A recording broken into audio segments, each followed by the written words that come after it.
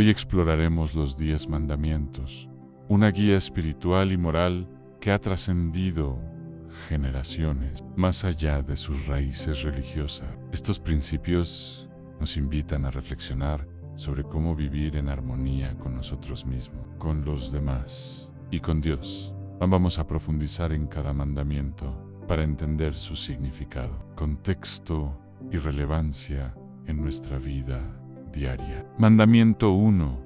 Amarás a Dios sobre todas las cosas. El primer mandamiento, amarás a Dios sobre todas las cosas, es el fundamento de todos los demás. Este mandamiento nos llama a poner a Dios en el centro de nuestras vidas, reconociendo su lugar como nuestro Creador, Salvador y Guía. Cuando Dios entregó los 10 mandamientos al pueblo de Israel en el monte Sinaí, lo hizo en un momento crucial de su historia. Este era un pueblo que acababa de ser liberado de la esclavitud en Egipto, donde se adoraban múltiples dioses y se practicaba la idolatría. Dios estaba estableciendo un pacto exclusivo con su pueblo, invitándolos a reconocerlo no solo como su liberador, sino también como la fuente de todo lo bueno. Este mandamiento era radical para su tiempo, ya que afirmaba la existencia de un solo Dios verdadero. En Deuteronomio 6:5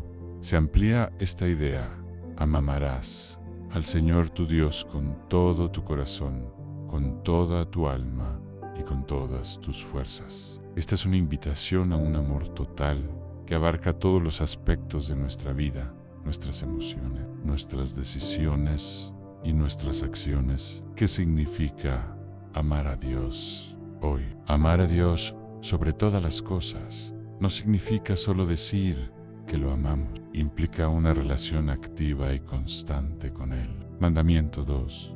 No tomarás el nombre de Dios en vano. El segundo mandamiento nos dice: no tomarás el nombre del Señor tu Dios en vano, porque no dará por inocente el Señor al que tome su nombre en vano.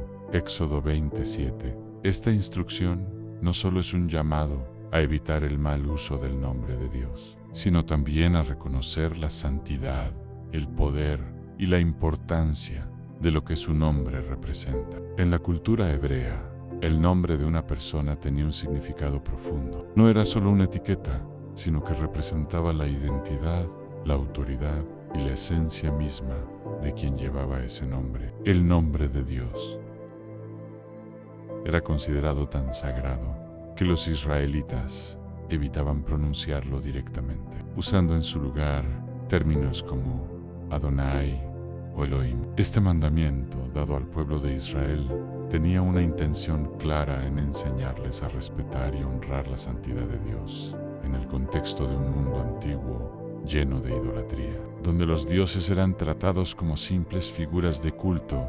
Dios se presentó como único, santo y digno de reverencia total. Mandamiento 3. Santificarás las fiestas. Para entender este mandamiento, es fundamental considerar el contexto en el que fue dado. El pueblo de Israel acababa de salir de Egipto, donde habían sido esclavos durante siglos. Allí no tenían días de descanso. Trabajaban constantemente bajo el yugo de sus opresores. Dios, al liberar a su pueblo, no solo les dio libertad física, sino también un modelo para vivir en plenitud. Instituyó el día de reposo, el sábado, como un recordatorio de su creación y su obra redentora. No porque estuviera cansado, sino para establecer un patrón de descanso y renovación. ¿Qué significa santificar las fiestas? Santificar significa hacer sagrado o apartarlo para un propósito especial, para reflexionar, adorarlo y recargar nuestras fuerzas tanto física como espiritualmente. Santificar las fiestas es un acto de fe y gratitud. Confío en ti lo suficiente como para dejar de lado mi trabajo y mis preocupaciones, sabiendo que tú tienes el control. Mandamiento 4. Honrarás a tu padre y a tu madre. El cuarto mandamiento dice: honra a tu padre y a tu madre, para que tus días se alarguen en la tierra que el Señor tu Dios te da. Éxodo 20:12. Este mandamiento no solo trata de la obediencia, sino también del respeto, gratitud y cuidado hacia nuestros padres y, en un sentido más amplio, hacia quienes nos han guiado y formado. En la cultura hebrea, la familia era la base de la sociedad. Los padres no solo eran figuras de autoridad, sino también los responsables de transmitir la fe, la tradición y los valores morales a las generaciones futuras. Honrarlos era esencial para mantener la estabilidad y el bienestar de la comunidad. Además, este es el primer mandamiento que incluye una promesa para que tus días se alarguen. En el contexto original, esto podía entenderse como una garantía de longevidad y prosperidad para aquellos que respetaran la estructura familiar. También subrayaba la importancia de la continuidad generacional en un pueblo, que dependía de la cooperación y el respeto mutuo para sobrevivir. El quinto mandamiento, no matarás, Éxodo 20:13, es corto, pero profundamente poderoso. Va más allá de la prohibición literal de quitar la vida. Es un llamado a proteger y valorar toda forma de vida, a vivir en paz y a rechazar cualquier acción que degrade, dañe o destruya la dignidad humana. En el contexto de la antigua Israel, este mandamiento era una instrucción directa y necesaria en una sociedad que salía de la esclavitud y buscaba establecerse como un pueblo unido. Proteger la vida humana era esencial para mantener el orden y la justicia. El mandamiento no matarás prohíbe el asesinato intencional, es decir, quitar la vida de manera injusta o premeditada. En la ley de Moisés había distinciones claras entre el asesinato, el homicidio accidental y la legítima defensa, lo que muestra que incluso en ese tiempo había un entendimiento matizado de este principio. Este mandamiento subraya que la vida humana es sagrada porque ha sido creada a imagen y semejanza de Dios. Génesis 1:27. Cada vida es valiosa, única y digna de respeto. Este mandamiento no se limita al acto de quitar la vida físicamente. Tiene implicaciones más amplias que abarcan nuestras palabras, acciones y actitudes hacia los demás. Jesús amplió esta enseñanza en el Sermón del Monte, diciendo: oísteis que fue dicho a los antiguos: no matarás, y cualquiera que matare será culpable de juicio. Pero yo os digo que cualquiera que se enoje contra su hermano será culpable de juicio. Mateo 5:21-22. Mandamiento 6. No cometerás actos impuros. El sexto mandamiento. No cometerás actos impuros. Éxodo 20:14 es una invitación a vivir con pureza y fidelidad en nuestras relaciones. Aunque su enfoque principal está en la sexualidad y el matrimonio, tiene un alcance mucho más amplio, ya que también abarca la dignidad, el respeto y el amor verdadero en nuestras interacciones con los demás y con nosotros mismos. En la cultura del antiguo Israel, la fidelidad en el matrimonio era esencial, no solo para el bienestar de las familias, sino también para la estabilidad de toda la comunidad. Este mandamiento prohibía el adulterio, es decir, la infidelidad sexual dentro del matrimonio. El adulterio no solo era una traición al cónyuge, sino que también rompía la confianza y ponía en riesgo el núcleo familiar, que era la base de la sociedad.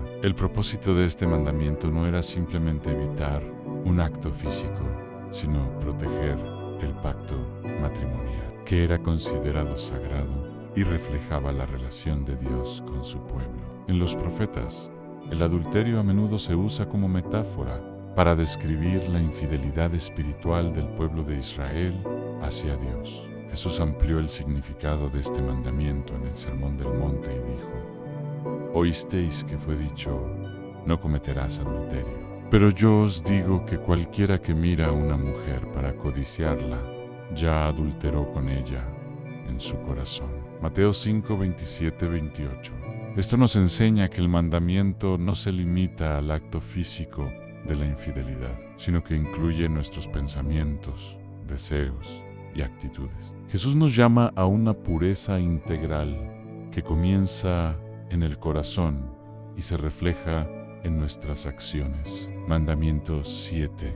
No robarás. El séptimo mandamiento, no robarás, Éxodo 20:15, es una instrucción clara contra la apropiación indebida de lo que no nos pertenece. Sin embargo, va mucho más allá del simple acto de tomar algo material sin permiso. Este mandamiento también nos llama a vivir con honestidad, justicia y respeto hacia el trabajo, el tiempo y las posesiones de los demás. Nos invita a reflexionar sobre el valor de la integridad y a construir una sociedad basada en la confianza mutua. En la antigua Israel, este mandamiento tenía un significado literal muy relevante. En una sociedad donde las posesiones eran limitadas y esenciales para la supervivencia, el robo podía desestabilizar familias y comunidades enteras. Además, en un contexto nómada o agrícola, donde la confianza era clave, robar era visto como una grave traición que afectaba la cohesión social. El mandamiento "no robarás" protegía los derechos de propiedad y fomentaba la justicia y la equidad entre las personas. Pero más allá del acto físico de tomar algo, este mandamiento establecía un estándar ético, el respeto por los derechos y la dignidad de los demás. Mandamiento 8. No dirás falso testimonio ni mentirás. El octavo mandamiento. No dirás falso testimonio contra tu prójimo. Éxodo 20:16.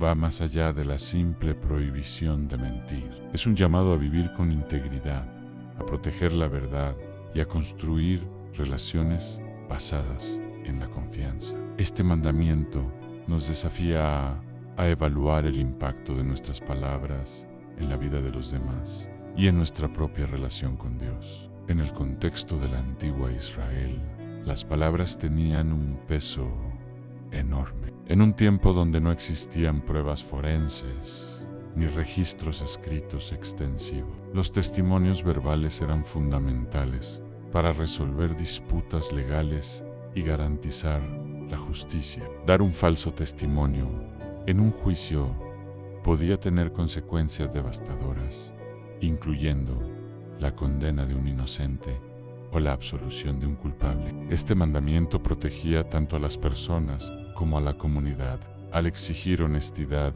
y fiabilidad en los testimonios. Pero su alcance no se limitaba a los tribunales, también abarcaba cualquier situación en la que nuestras palabras pudieran dañar la reputación o el bienestar de otra persona. Mandamiento 9.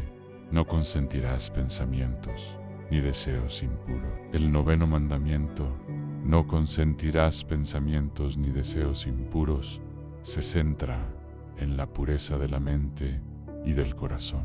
Es un llamado no solo a evitar actos externos que puedan ser considerados impuros, sino también a examinar nuestros deseos internos y a buscar vivir en integridad, incluso en nuestros pensamientos. Este mandamiento nos recuerda que todo lo que hacemos comienza en el corazón. En el contexto de la antigua Israel, este mandamiento era una extensión de los principios que regulaban las relaciones humanas. En particular, protegía la pureza de las relaciones matrimoniales al prohibir no solo el adulterio físico prohibido en el mandamiento 6, sino también el deseo de cometerlo. El noveno mandamiento tenía como objetivo abordar el problema desde la raíz en los pensamientos y deseos que, si no se controlan, conducen al pecado. Este enfoque enfatiza que Dios no solo se interesa por nuestras acciones externas, sino también por lo que ocurre en nuestro interior. Como dice Proverbios 4:23, sobre toda cosa guardada, guarda tu corazón, porque de él mana la vida. Mandamiento 10. No codiciarás los bienes ajenos. El 10º mandamiento. No codiciarás los bienes ajenos.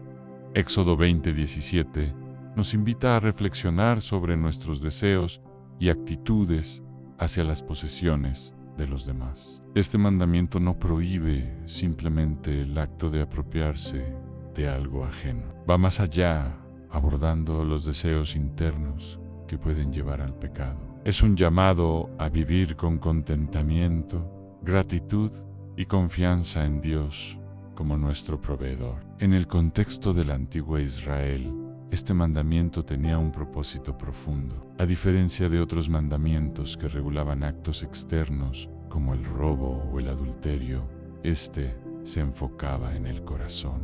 Prohibía el deseo de apropiarse de lo que pertenecía a otro, ya fuera su casa, su esposa, su ganado o cualquier otra posesión. En una sociedad donde la familia, los bienes materiales y los animales eran esenciales para la subsistencia, codiciar lo ajeno no solo creaba tensiones personales, sino que también ponía en peligro la estabilidad de la comunidad. Este mandamiento protegía la armonía social al promover la gratitud y el respeto mutuo. Este mandamiento nos muestra que el pecado a menudo comienza en el corazón, con un deseo desordenado. Santiago 1:14-15 lo explica claramente.